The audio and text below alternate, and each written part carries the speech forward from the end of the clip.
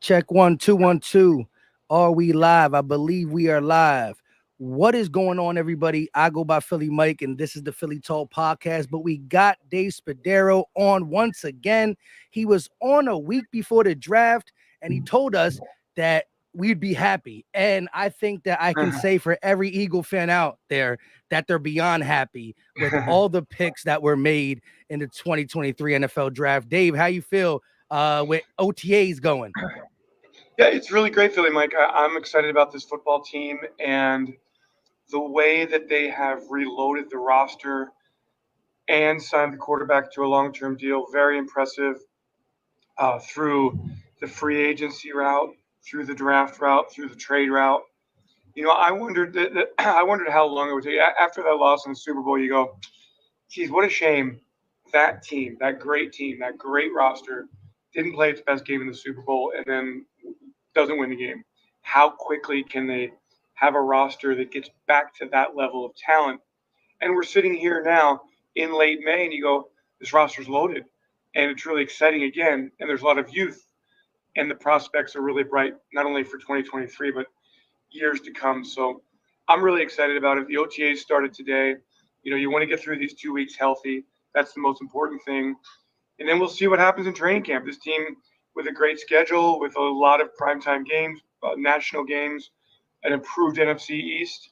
It's going to be difficult, but the Eagles have put themselves in position to be really good once again. Yeah, I totally agree with you. The division's better. The schedule's a little tougher, but I think the Eagles are sitting right now in May better than when we were last year in May. And that's hard to believe with the narrative around the NFL or the national media, the downfall of the Eagles. That's all that was talked about with all the free agents we had. I think Howie Roseman did a tremendous job getting the core pieces back and then filling in the gaps. And again, it's May, and we're talking about Howie Roseman. The job's not done. It's a 365. You talked about it. We heard Howie say it something, but I did hear him on a podcast. I think it was the Greenlight podcast. He says about you can't never build a team the same. That's, Howie always talks about zigging and zagging and being ahead of the curve. And I like what he's done this offseason. I think we're already ahead of the curve. But what's your feel for the difference between this year and last year's team, and how is it going to be different, like in general, just the feel? Well, I mean, the defense, first of all, you started the coaching staff, 2 new coordinators. That's different. And while I think the philosophies will largely be the same, there'll be flavors that Brian Johnson and Sean Desai will bring to the game plan, to the defense, to the offense. That will be individual. That'll be their style. So that's the difference. The defense has a lot of change to it at all 3 levels. And, it's interesting. And I remember back at the Combine interviewing Howie and talking about it. And he said, look, it's going to be different this year. But different doesn't mean that it's going to be worse. And so I look at the defense and I go, this front 7 is loaded, deep, really a lot of flexibility, a lot of position variability, can come at you in a lot of different ways. I love if you can, the Eagles think about they've lost Javon Hargrave, and you go, this defensive front 7 might be better than it was last year, at least off the edge for sure. And if Jalen Carter is everything the Eagles think he will be, along with some other players they brought in, they can replace Hargrave's production. Linebacker, different linebackers. TJ Edwards, Kaiser White out. Nikobe Dean, everybody's excited to see in. Nicholas Morrow, who I don't think a lot of Eagles fans really know a lot about, but a good player in Chicago, should be a really good football player here. I think that's a big a different look with Nikobe and his speed and with the size of Morrow. In the secondary, you're largely the same. At cornerback, hopefully those players still play at that high level 1 year later. Safety, there's an unknown there. So, and we didn't have C.J. Gardner-Johnson penned into the starting lineup at this point last year.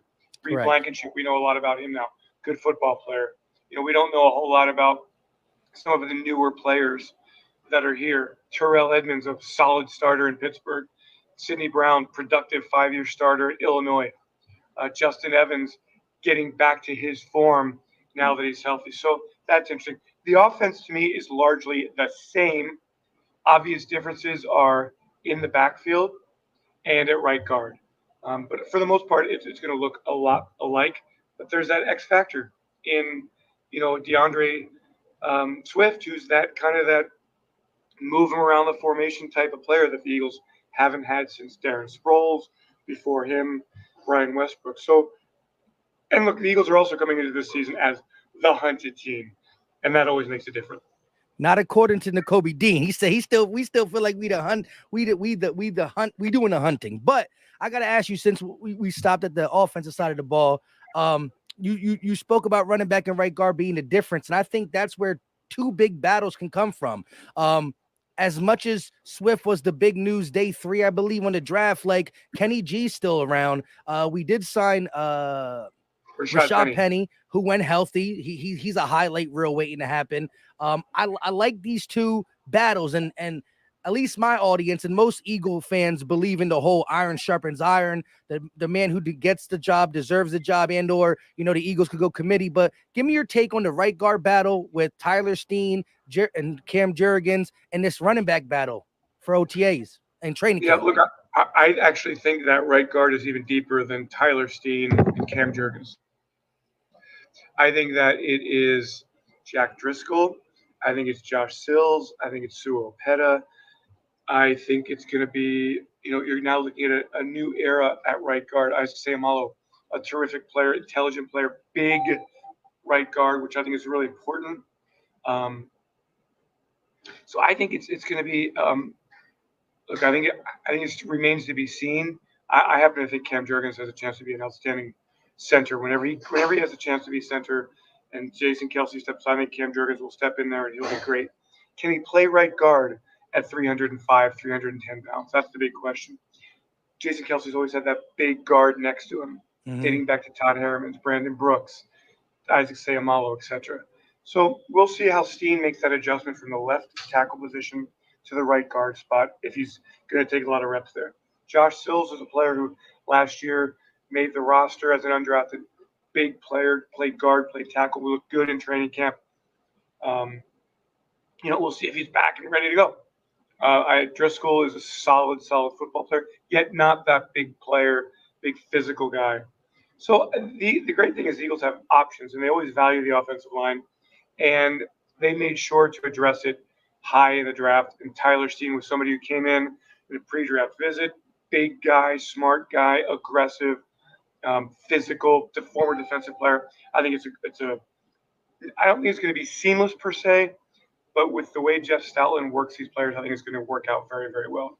The running back position, Mike, I got to tell you, I think Miles Sanders had a great season, but I think the Eagles have a chance now to be better at running back, because the way I look at Rashad Penny, he's something that the Eagles haven't had since LeGarrette Blount. He's big. He's going to play at 225, 230. He runs over people. The Eagles want to keep him healthy.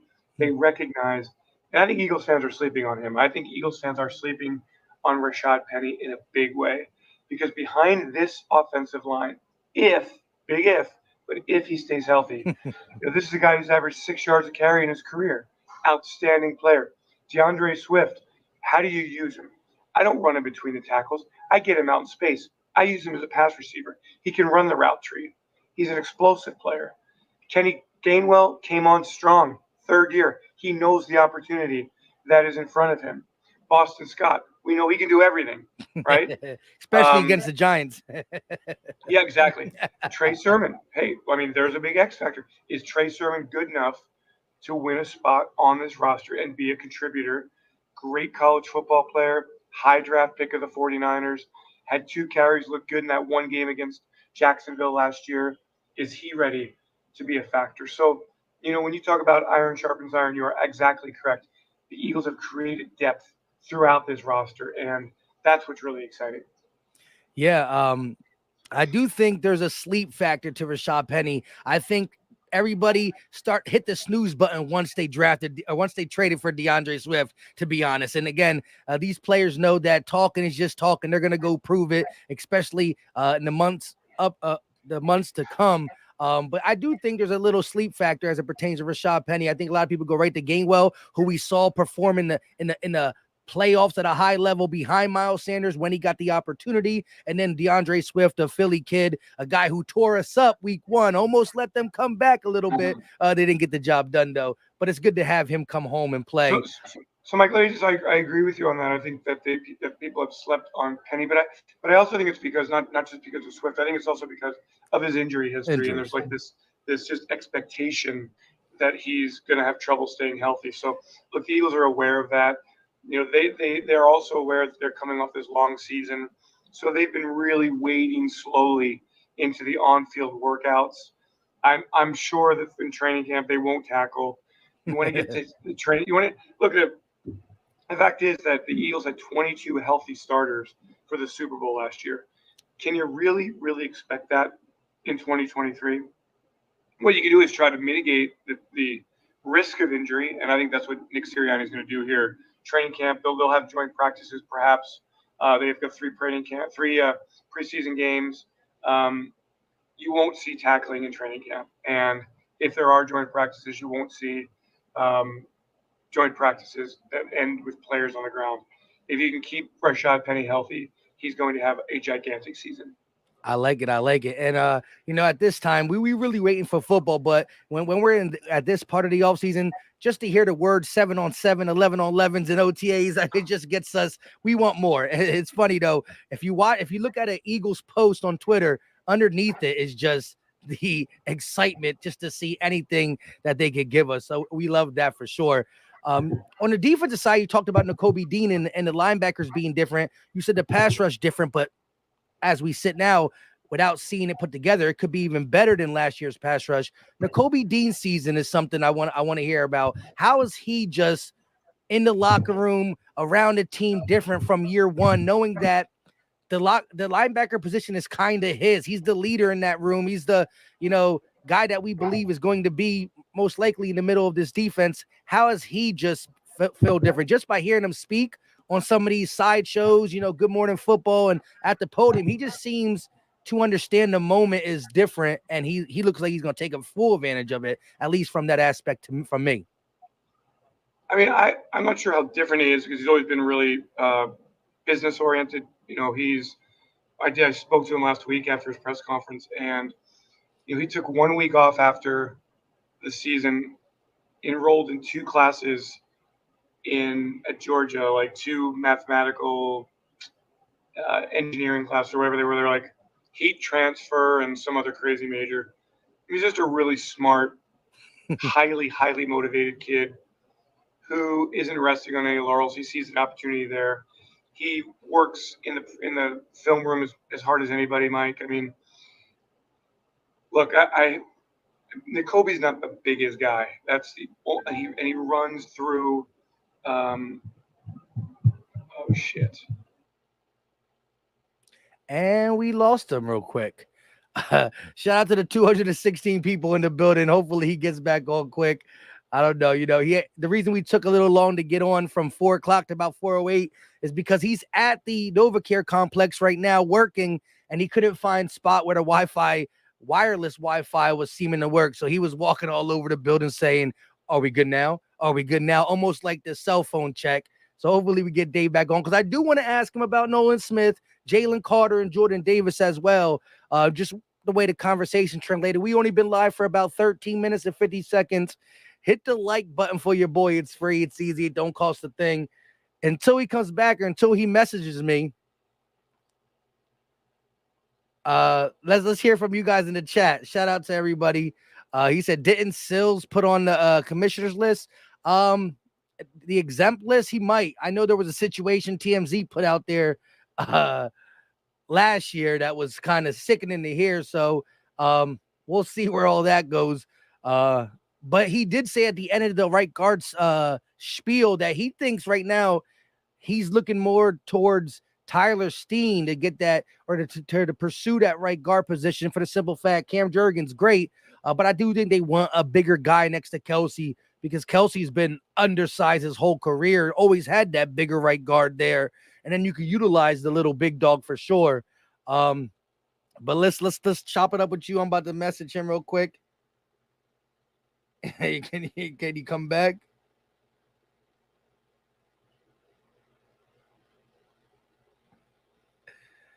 Shout out to everybody in the building. Joseph Tice getting that membership back. I appreciate you, my guy. I'm a mess with some wrenches soon. I got you, boy brew. We got Dave back. Sorry about that. Nah, you're good. You're good. I'm trying to do two things at once. Never Nah, works. I see you went to like click something off. It is all good. Yeah. So Nikobe Dean's about that business, and I totally agree.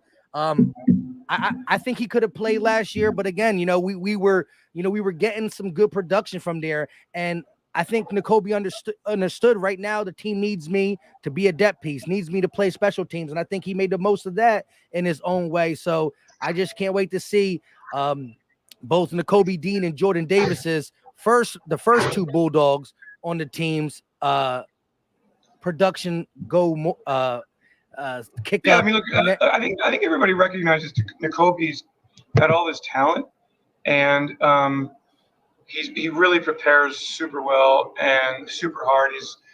His attention to detail is incredible, and again, for him, it's just all about staying healthy. He's fast. I mean, he's fast. He's purposeful. He's physical.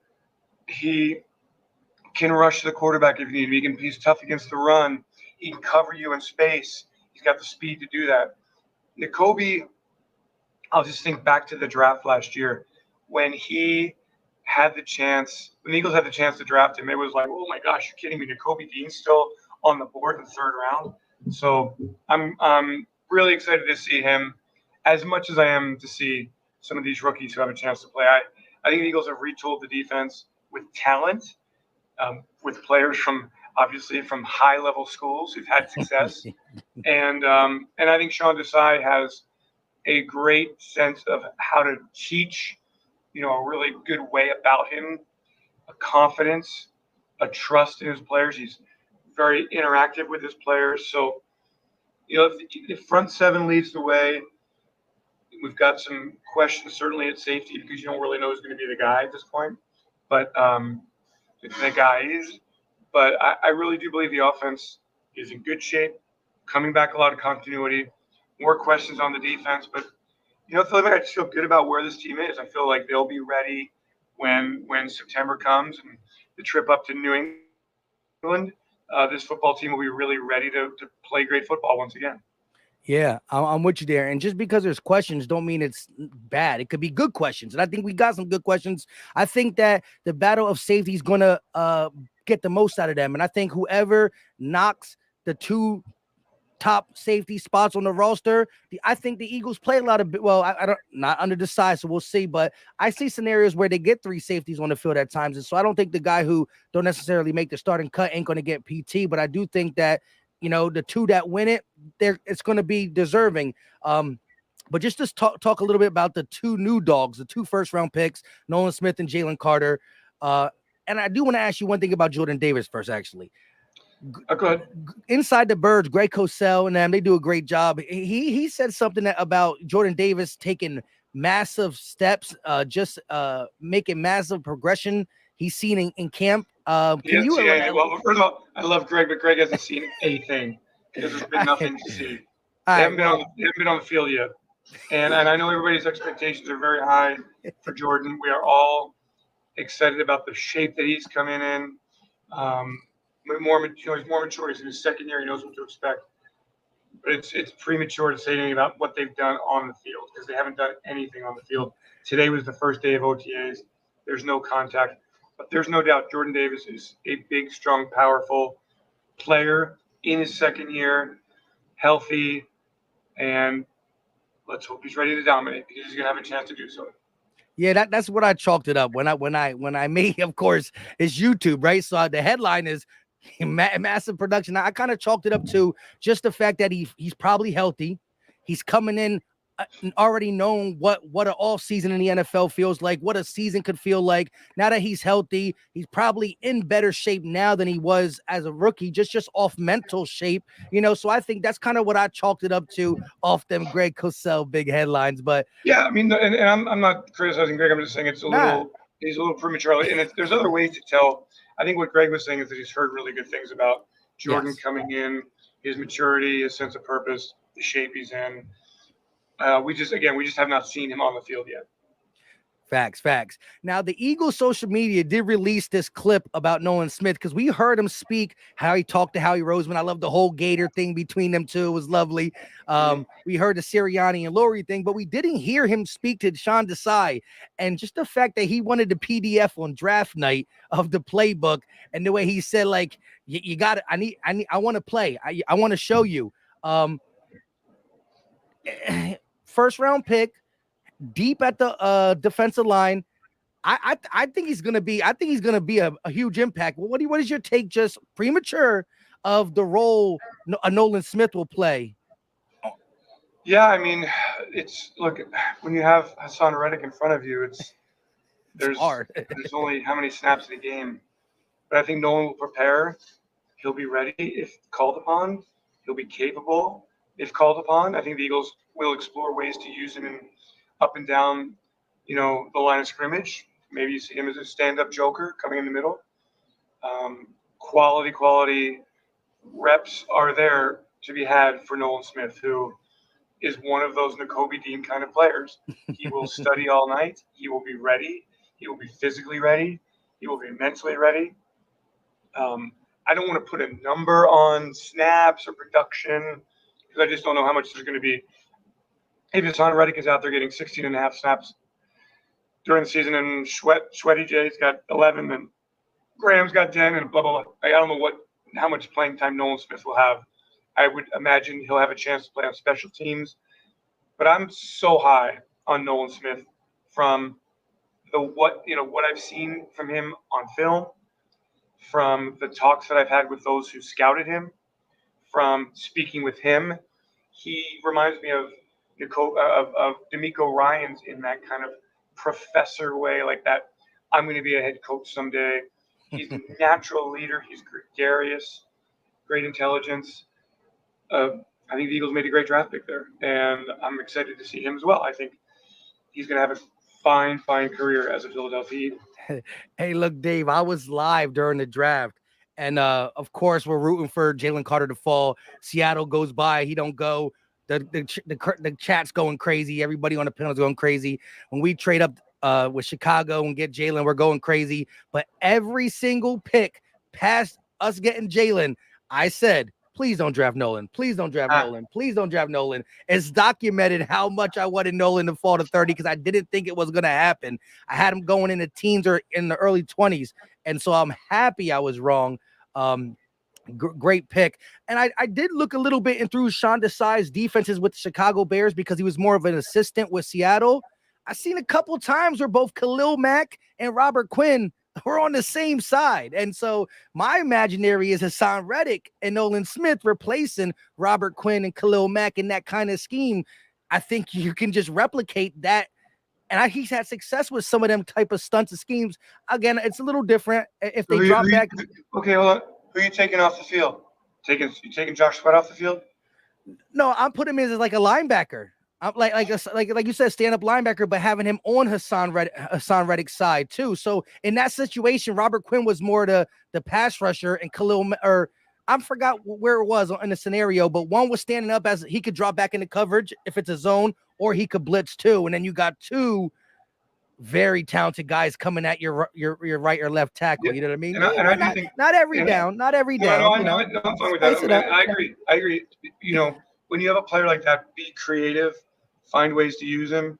And I think Nolan has that kind of speed that he can cover the field and drop back and feel comfortable doing that. So again, there's just a lot of talent here, Philly Mike. I mean, there's just a lot of talent on this defense. And, Sean has been here day and night working and trying to no, I went down to 6. I went down to 4. And was there a limit? Did I miss that whole limit? Yeah, and so I'm just having another conversation. I think you explore every option you can. I think when you have a lot of talent, as this defense does, then you find ways to use it. And I think that's what the Eagles are in the process of doing right now, learning about their players, learning how much they can handle mentally, and then these handful of OTA practices over the next 2 weeks here, get a sense of what they can do, taking it from the classroom to the playing field. Hey, I love it. I love it. I got one last question, and it is the number 9 pick. I wanted to say 10 for a second. What is just the what has he been like through your eyes? Just a little bit of stuff on the field in the shorts, just through walking through in the hallways. Jalen Carter, ready to I still believe he's going to dominate. I think that deep tackle rotation is so deep. I think that is a battle itself is going to be tough because I like the 7th round pick and a Jomo. And you're talking, we're like 70 tackles deep. So that's going to be very, very interesting debate. Who is that 4-5 guy behind what I believe is Fletch, Davis, and Carter's, And Milton Kentavious Williams, Streets. Kentavious Streets. I like him a lot. Jalen Carter's. I think he broke a blocking sled in the first weekend, the rookie weekend. I think that's what I heard. Just incredible natural strength. When you watch him, the scouting staff showed a bunch of video of him, and he was dominant at Georgia. And then, they don't put up a lot of numbers at Georgia because they play so many players and they blow out everybody and they take everybody off the field. But he's got talent that is so rare. And if he can put it all together, he's going to have an unbelievable career. He's been at every meeting. He's been at every practice. He's been on time for everything. He's a quiet guy. He has applied himself. He's off to a terrific start here. He's not going to be overwhelmed by what happens in training camp. And so far, so great for Jalen Carter. I'm impressed with him, and it's early. We'll see how it goes along. He's got a lot to learn. Offensive guards are pretty smart. Centers, they're smart. They've been around this league. They've seen his type of player before, so they'll have some tricks up their sleeves for him. But I feel like if he puts it all together, has a chance to be, a really, really great football player. Hey, I love it. I love it. I love it. Once again, thank you. As the people in the chat, we got over 344 people, and you see he's hard at work. You know what I mean? And I'm glad he was able to take sorry some time. Sorry for the. I think I may have cursed there for a while, a little bit on it. Nah, it's all right. The chat thought it was funny. They were making bets. they were making bets. Is he going to come back? How long is he going to wait? Nah, just kidding. It's all love. I got to recognize you pushed the wrong button. Nah, it's all good. But again, we appreciate you and all the stuff you do on the Eagles Insider podcast, where you can get deep look and talking with the players himself and all that. So we appreciate it for sure, Dave. And once we get the OTAs out of the way, maybe around that training camp time, I'd like to get you back on. Then you will be making some better predictions. Of course, yeah, with more understanding of what this team's all about. But thanks to all of you who are getting in the chat and checking it out and supporting the Philadelphia Eagles. We love you, and we're gonna have a great season ahead. And really good group of young men that's joined this football team, and they're gonna make this roster a lot better. It's gonna be a fun year. Yeah. With that being said, until next time, y'all know what time it is. Good. Have a good one, Dave. All right. Thank you. Go Birds. Go Birds. Let's go. Birds. All right. Shout out to the 342 people. I'm going to talk to y'all for a little bit before I get out of here. Dontello Dragon with the $5 super chat. Team C Hassan in their nightmares. 1-2 Reddick's coming for you. 3-4. You better lock your doors. And I don't think it's just Hassan Reddick. I think it's a lot of these guys on the Eagles defensive line for sure. But Reddick definitely leads the way for nightmares before playing. Niners all dang day in the chat is still thinking about what Kyle Shanahan decided to do by putting tight end 2 to block Hassan Reddick on the first couple plays of the game. Bang! I don't wish injury on nobody, but shame on you, Shanahan, trying to block NFC, one of the best pass rushers in the NFC in the NFL with a tight end 2, man. It's your coach's fault. Don't blame us. It's your coach's fault. But again, we just have Dave Spadaro on the channel. So if you want to hear what he said about Nikobe Dean, Jordan Davis, Nolan Smith, Jalen Carter, about the running back position, the right guard position, all these questions that were asked to him, just rewatch. You know what I mean? If you restart it for the first 25 to 27 minutes, we had Dave Spadaro on the channel. We only been live for about 29 minutes and 50 seconds. But we about to get up out of here. Until next time, y'all know what time it is. We out.